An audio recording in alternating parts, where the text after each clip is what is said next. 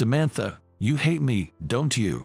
In a drunken moment, I found myself asking this tough question to Samantha, a beautiful department head known for disliking men.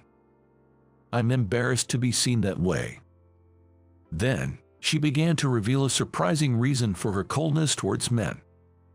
"My name is John. I'm 38. I worked in New York after graduating from college, but exhausted by a grueling job, I quit and returned to my hometown. I was drifting for a while, but then my middle school classmate, Mike, invited me to his company saying, 'Come work with us.' I was skeptical, thinking it might be a shady business, but it turned out to be a reliable company, loved by local businesses and corporations, making lighting fixtures for 50 years. At the interview, Mr. Smith, the president, greeted me in work clothes. He was all smiles, a genuinely nice guy. Surprisingly, they served coffee and jelly during the interview, which was informal but ended with a formal "We'll contact you in about a week with the results." So, when they called and asked, "When can you start?" I could hardly believe it and was really happy. This is how I got assigned to sales, and within a month, I felt at home in the company. Most of the employees were locals. Talking with colleagues about family and personal lives, we'd realize connections like "My sister might have worked with you at the same part-time job in high school," or "I used to live near your house. Has that barbershop closed down?" It was a homey place, perfect for me. However, Samantha wasn't a local. She was quite tall, about 5'9". Her striking beauty made her seem unapproachable. She was so competent that she became a department head at 35. Apparently, she had worked at a major company in New York. But her demeanor was extremely aloof. When I submitted work she had requested, she would barely thank me without making eye contact. Yet, she would look at female employees, smile, and say warmly, "Thanks, Olivia, that was quick and really helpful." She might be called a cool beauty, but her attitude towards men and women was starkly different. Her overly formal attitude left me feeling dry. "Samantha hates men," Mike said, drinking his whiskey at a bar. "So she really doesn't like them. Did something happen?" "Well, being that tall, even if she's pretty, she's out of the ordinary." Mike frowned. "True, she's taller than most men, but I think she's attractive." When I expressed this, Mike, looking up at my height, said enviously, "That's because you're taller than Samantha. Hey, you should date her." Indeed, I'm 6 feet tall, taller than Samantha. But regardless, I've always liked tall women. My family is tall, and growing up, I always thought my 5'8" mother was cool. I find tall women attractive. But even if I like her, she might not feel the same about me. I can't just date her. I think Samantha particularly dislikes me. It happened a week ago. I went on a day trip to San Antonio, so I bought some cookies as souvenirs. "I'll leave Samantha's share here," I said, trying to put them on the corner of her desk. Then, she coldly rejected them, saying, "I don't need them." Honestly, I was quite shocked. I made up reasons like she might not like sweets or she's on a diet, just to convince myself. "Indeed, she does seem particularly cold to you. Maybe it's that thing where you're mean to someone you like." Mike made a teasing comment, making me almost spit out my drink as I exclaimed, "What are you talking about? It's only you who's taller than Samantha. Maybe she's cold because she sees you as a man." That's impossible. There's no way that could be true. Sure, I'm tall, but I'm not good looking, and lately, I've started to develop a belly. I'm an unremarkable guy who doesn't attract women at all. I thought there's no way Samantha sees me as a man. I had a bit too much to drink yesterday, but I made it to work the next day and focused on my job. Around 3 p.m., having finished my tasks, I was about to catch up on some paperwork when something happened. "Samantha, I'm so sorry. I made a mistake with the order, and they said they need it delivered today." The female employee, nearly in tears, was Amy. she's just 23 but already has a 1-year-old child. Then, we have no choice but to deliver it directly. Is the product in our warehouse? Amy replied apologetically. Yes, it's confirmed, but the delivery location is out of state, a 2-hour drive, and I have to pick up my child, so it's tough for me. Samantha sighed. Then I'll go. Oh, but I have documents that I must finish by tonight. The usually cool Samantha seemed unusually troubled. I stood up and approached Amy. I'll go. I'm free right now. Really? Amy looked at me with eyes full of gratitude. Really? That would be a huge help, Samantha said in a soft voice. So, I loaded the products into the car at a warehouse 30 minutes away and set off for the 2-hour drive to the client. I'm off then, I said, jingling the car keys. John, please, take care, Samantha said, and she saw me off. I loaded the products successfully at the warehouse and headed to the client. They were an interior design company, scheduled to install lighting fixtures the next day. I arrived after 6 p.m. Expecting a grumpy old man to scold me for the order mistake, I was surprised to meet a young and pretty woman in charge. She must have been in her 20s. I'm so sorry you had to bring this all the way here, she apologized, making me feel awkward. Insisting I take a break, she treated me to coffee and pound cake in the lounge. Her name was Jessica. She was 28 years old and the daughter of the company's president. I guess you'll be taking over the business someday, I blurted out. No, I'd rather get married if I find someone willing, she replied with a gentle smile. I thought someone like her would definitely find a good match soon. When I returned to the office, it was past 9 p.m. I didn't expect anyone to be there, but to my surprise, Samantha was still in the sales department. It seemed like she was waiting for me. I'm sorry for troubling you. No, I should be thanking you, John. I really appreciate your help. Her tone of sincere gratitude warmed my heart. Let's head home, shall we? I turned off the lights in the office and locked up. On our way to the parking lot, Samantha suddenly asked, would you like to grab dinner together? I was surprised. Samantha and I were far from close. In fact, she seemed to have a certain aversion to me. I doubted that two people like us, with such a strained relationship, would have much to talk about over dinner, and it might just end up being awkward. As I hesitated, she said, sorry, you can say no if you don't want to. Thinking that declining might hurt her feelings, I cheerfully said, let's go. I'm actually really hungry. It was late, so only diners and places serving alcohol were open. Since we had driven, we couldn't drink alcohol, but we decided to go to a popular local grill. By the way, this was also the place where I had drinks with Mike. Welcome, table for two. Upon entering the restaurant, we were greeted by a delicious, appetizing aroma. My stomach immediately started to rumble.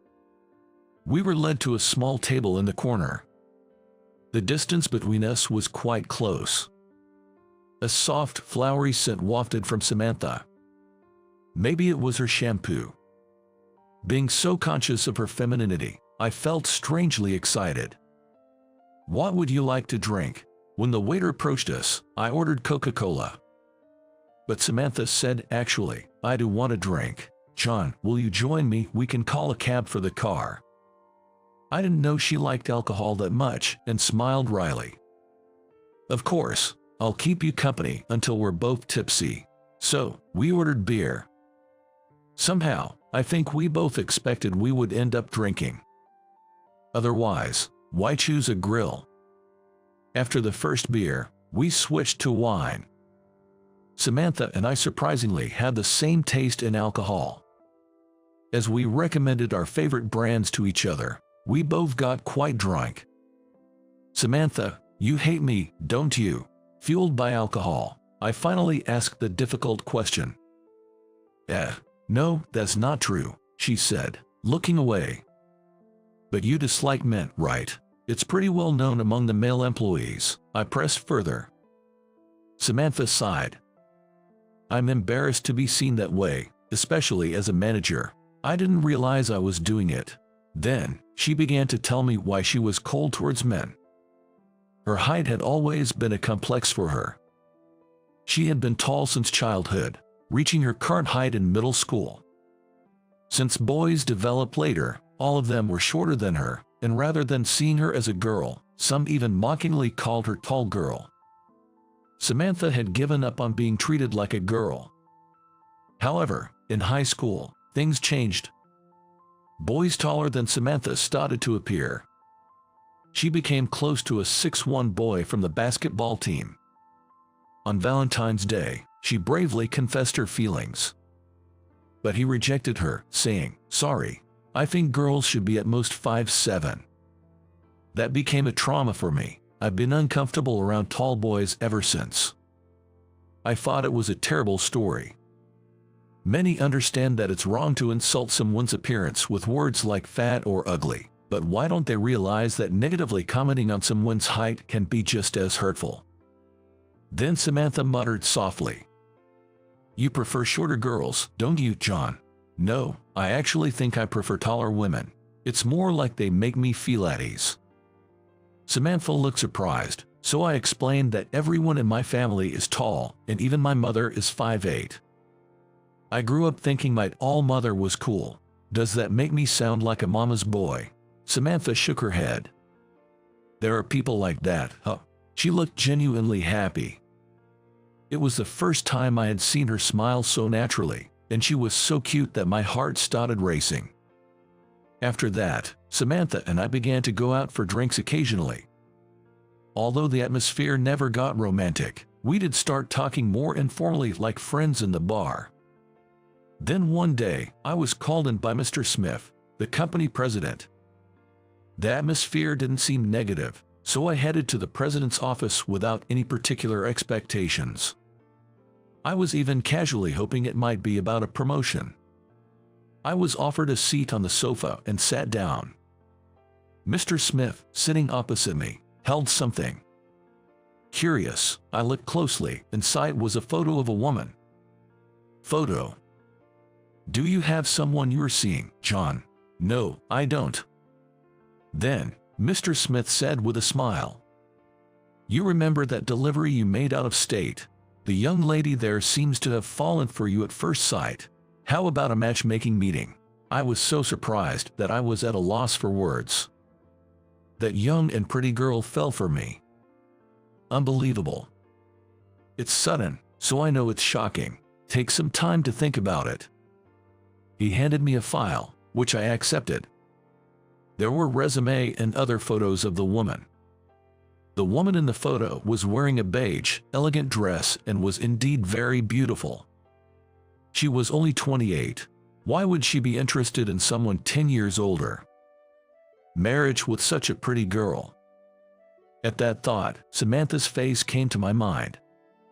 What would she think if I went for this matchmaking? I returned to my desk. Hey, John, what's up? You're zoning out. Is that photos? You're not really going for a matchmaking, are you? Shoot. Mike had noticed. He quickly snatched the file from me and checked the contents. Well, she's gorgeous. And only 28. I'm so jealous. Mike exclaimed loudly, unaware that Samantha was nearby. I hurriedly took back the file from him. No, I haven't decided yet. But you'll go for it, right? You don't have a girlfriend, do you? Well, yeah, but... At that moment, Samantha quietly stood up and walked out. Concerned, I quickly followed her. Samantha, I called out to her as she was about to leave, and she stopped, looking down. John, are you going for the matchmaking? Well, that's... I clearly didn't want to do it. Because I'm in love with Samantha. But would Samantha accept my feelings? I wasn't sure. After all, Samantha and I are too different. Then she said something unbelievable. Please, turn it down. I involuntarily asked, what? She turned around and looked up at me. Her eyes were moist, and her cheeks were flushed red. Please turn down the matchmaking. I like you, John. No way. Samantha likes me.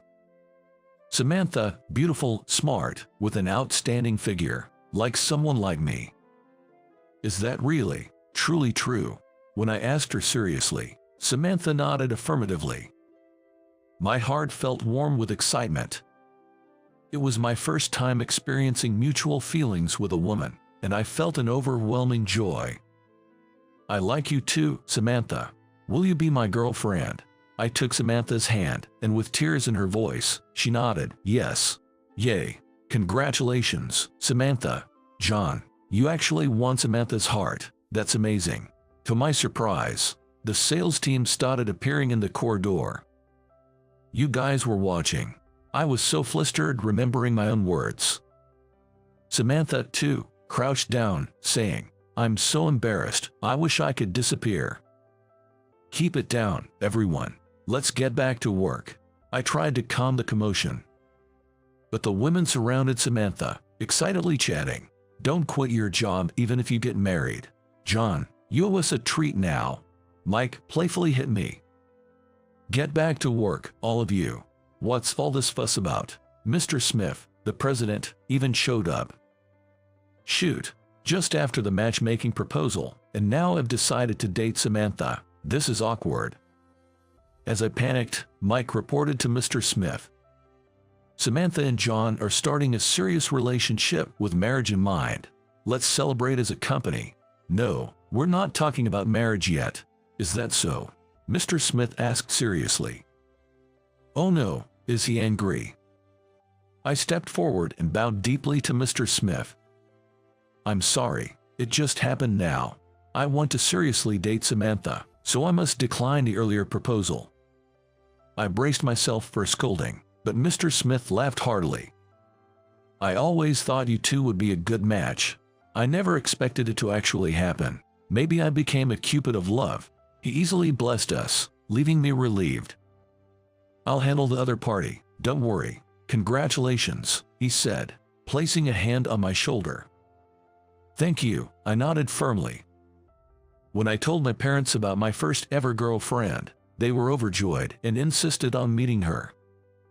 Reluctantly, I invited Samantha to my parents' house. Wow, your mother is so beautiful. Samantha seemed mesmerized by my mother. I'm not bragging, but my mom is beautiful. I don't look like her at all. Samantha, you played basketball, right? I played until high school too. Really? But I quit in my freshman year. I injured my knee ligament, and even though it healed, I was scared of hurting it again. I understand. I hurt my knee too. They instantly hit it off with a common topic. Did your dad play sports too? Yes, he was in the same basketball team in middle school and confessed to me back then. My mom started reminiscing. Oh boy, spare me, I thought, but Samantha played along, saying, wow, making a childhood love work out all the way to marriage is amazing. By the way, did John play any sports? The conversation turned to me, making me gulp. Haha. In our family, John was the only one not good at sports. He didn't do any sports, always playing video games, my mom revealed. You still love video games, right? They were getting along too well. Really noisy. But both seemed natural, not forced, getting along well. Your blouse is lovely. Where did you buy it? Samantha shifted to fashion talk. Both being well above average height, they shared the common struggle of finding clothes. Seeing them get along so well, I felt relieved. Today is our date. I'm meeting Samantha in front of the cinema. From a distance, I saw her approaching. But she seemed different. Almost everyone she passed turned to look at her. The reason was her footwear. Samantha was wearing high-heeled sandals. Already tall, with heels, she was over 5'11". Her long legs and slim jeans were eye-catching. No wonder people were surprised. Sorry to keep you waiting. Standing in front of me, Samantha's face was at the same height as mine. This feels new. Hee hee. We're the same height now. I always wanted to try these shoes at least once, but does it look weird? I shook my head. You look amazing. Samantha smiled shyly and said, thank you. We walked side by side, naturally holding hands. I'm glad I met you, John. I feel like you'll accept me no matter what, Samantha chuckled. Yes, you can grow as much as you want. Lean on me when you're tired. I'll always be a big tree for you.